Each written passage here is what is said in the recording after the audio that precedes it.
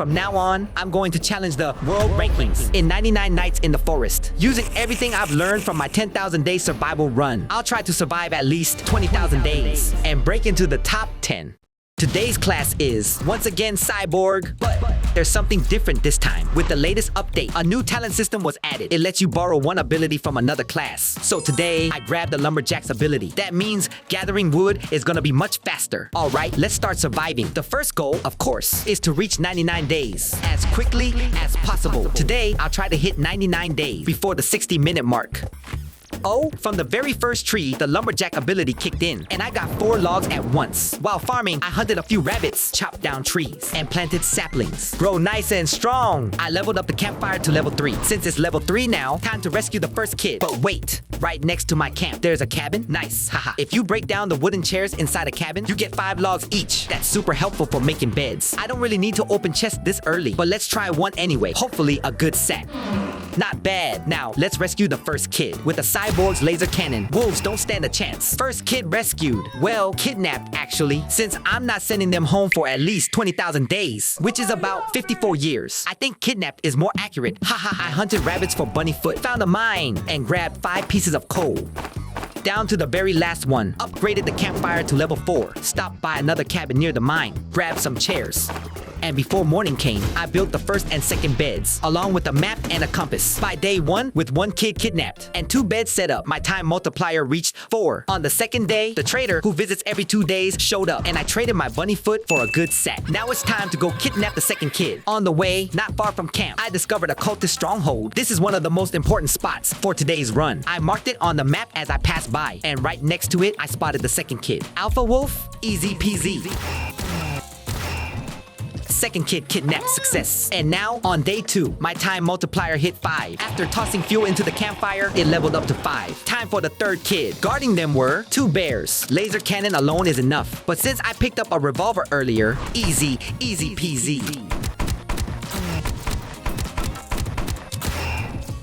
Hey bro, did you wait long? You're kidnapped. From the legendary chest the third kid had prepared. Yulu got a strong axe, chopped down some trees right away, and built the third bed. So by day 3, with the third kid and bed, my time multiplier is now 7. Nice, it's coming together. Not the fastest pace, but at this rate, I can probably hit 99 days in under 50 minutes. Oh, a laser sword. Now, to kidnap the last kid, I'll gather fuel and upgrade the campfire to level 6.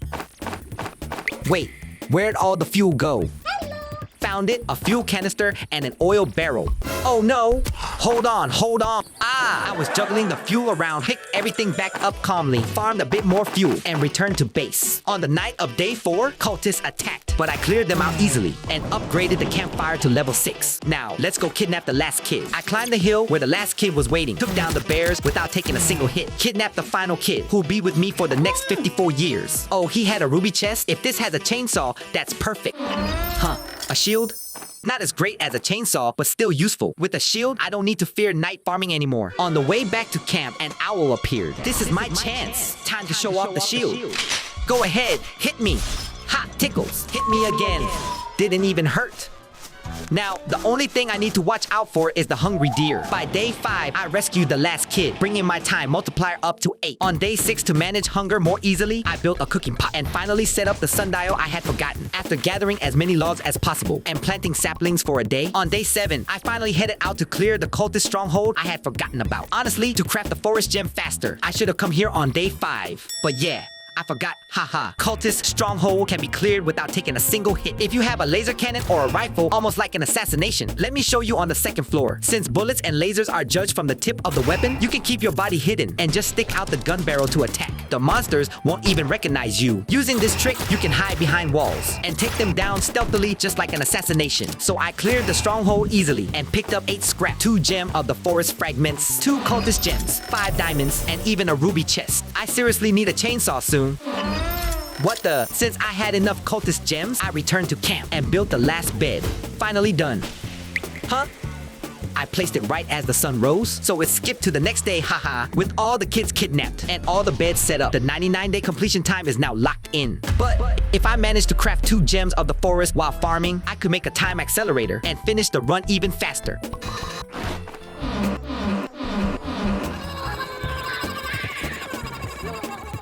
spent a solid 4 days farming, but didn't find a ruby chest or any gem of the forest fragments. Since the completion time was already fixed and 20 minutes had passed since I cleared the stronghold, I decided to run it again.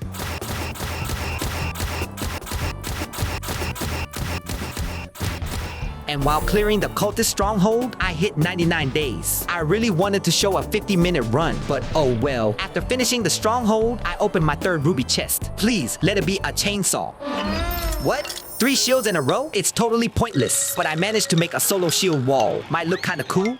With 2 bunny foot I had saved up, I started an Arctic expedition. I used them to craft earmuffs, hunted an Arctic fox for leather, and crafted a beanie, then hunted a polar bear for leather, and crafted the polar bear hat. Now I can farm in the Arctic without worrying about the cold. To craft the mammoth helmet, I needed to hunt mammoths. If you hide behind terrain and shoot from cover, you can assassinate them too. I also cleared the ice castle, which is one of the main reasons for Arctic farming, and wrapped up the expedition. With enough farming done, it's time to gather the strongest gear and prepare for long-term survival.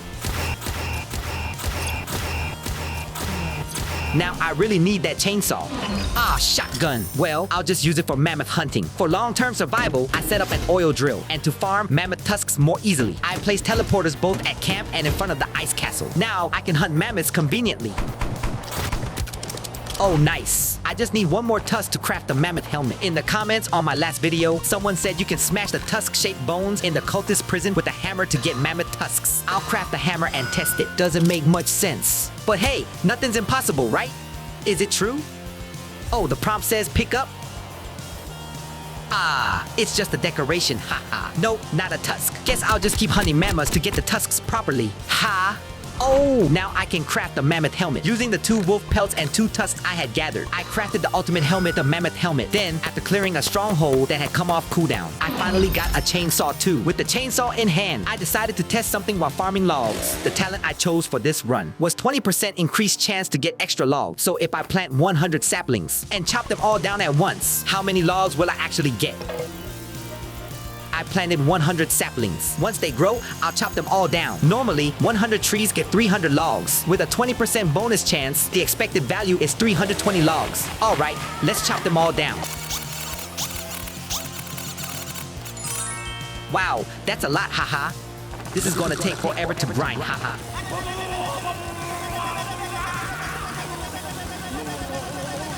Finally finished chopping them all. Now let's check the sapling loss rate. Out of 100 saplings, 16 disappeared. So I guess saplings seem to have about an 85% chance to drop. I started with 227 logs and ended with 554 logs total. That's actually a bit more than expected. But honestly, this talent doesn't feel that necessary. Now that I've gathered enough logs, now I'll build a gem factory that doubles as an invincible fortress. To make the cultists total fools, I placed 10 torches to max out my camp's safe zone. And since I'll be living at least 54 years with the kids, I rearranged the tents to make proper rooms for them. Now let's surround the base with fences.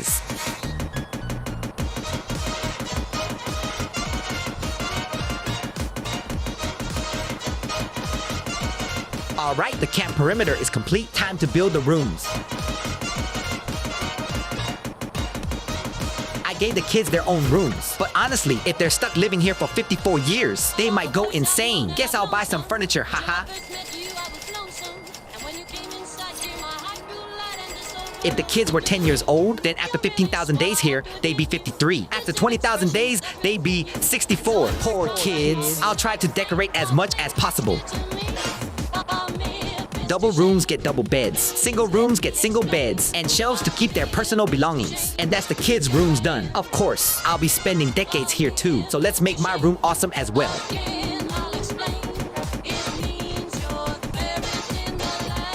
Alright, to prepare for long-term survival, I'll build an auto stew maker in my room. This one's simpler to install than the one I used last time. Takes up less space and uses 3 fewer wood storages, so it even saves scrap. Room complete. Now, if I install assassination shelves along the camp's outer fences, the base will be finished.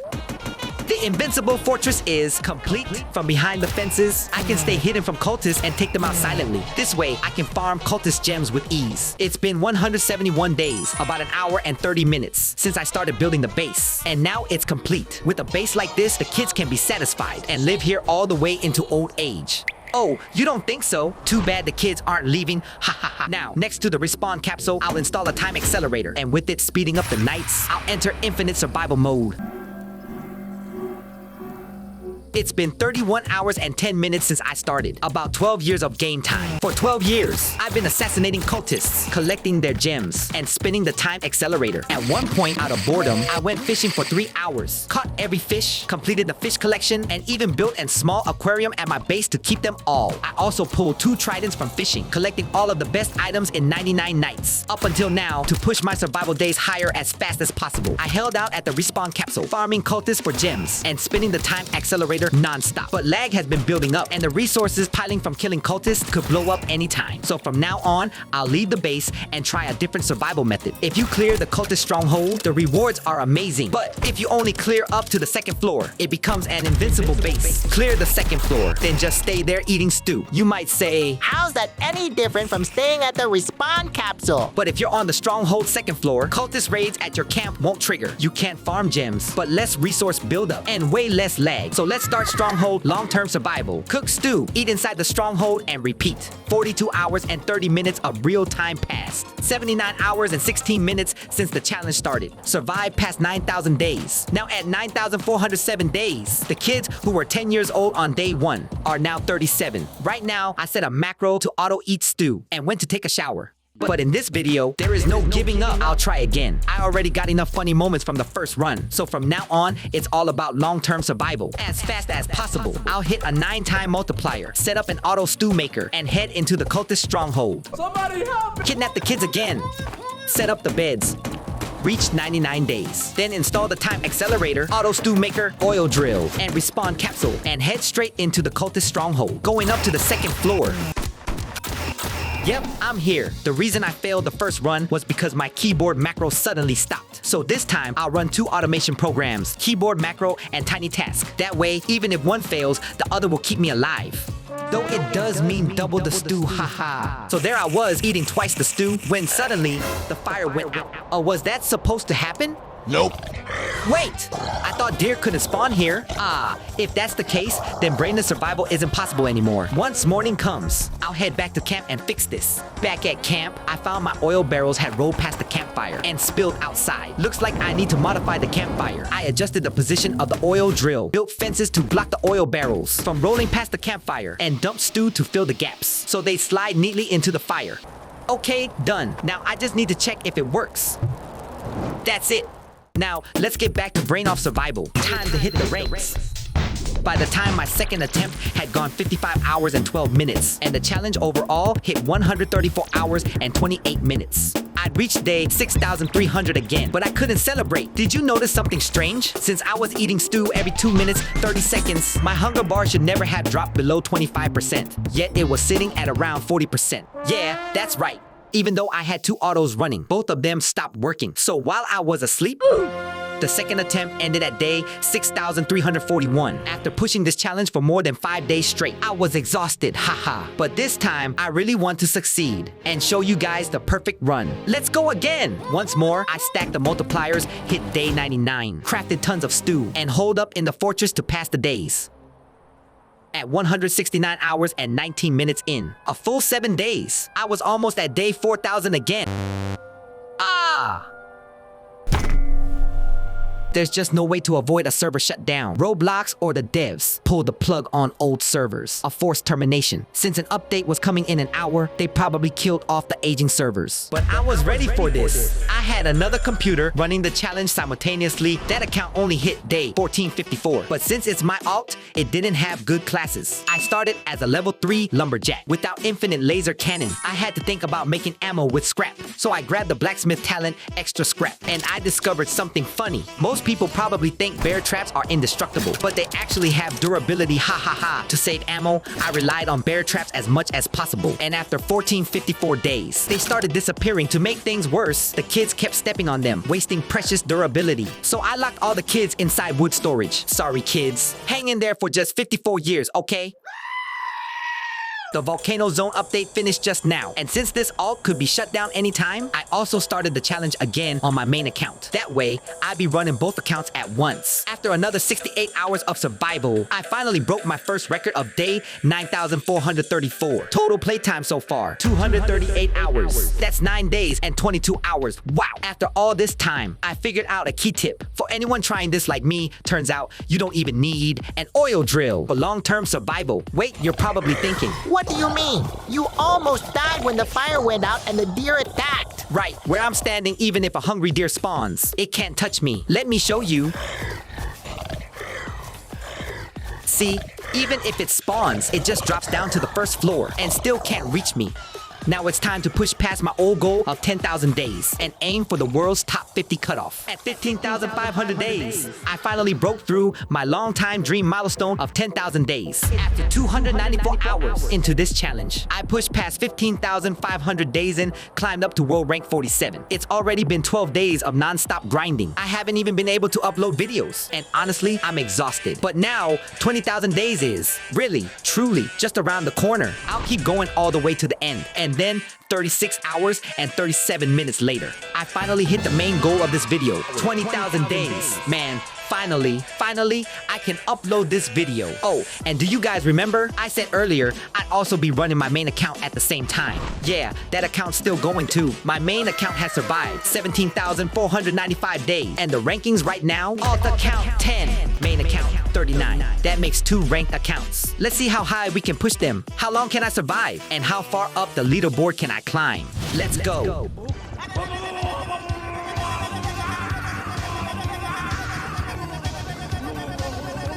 Seven hours later, the main account reached 18,269 days, and the alt account hit 20,804 days. I was planning to push both of them up to rank 1 and 2. But with an update coming the day after tomorrow, the servers got shut down. Total survival time, 337 hours, 34 minutes. Stews eaten, 7,055. Time spent just making stew, 27 hours, 26 minutes. And with that, my 14-day challenge came to an end. So what rank did I land? Well, my alt account's name is Majya, and right now, it's sitting at world rank 8. And my main account, Majya, with over 18,000 days survived, came in at rank 21. That's insane, haha. When I added up all the survival days from this run, it came out to 58,834 days. That's basically 161 years of survival, haha. I really put in the grind for this one. So if you haven't subscribed yet, please make sure you do. That's it for today's video, and I'll be back with an even more exciting challenge next time. See you then!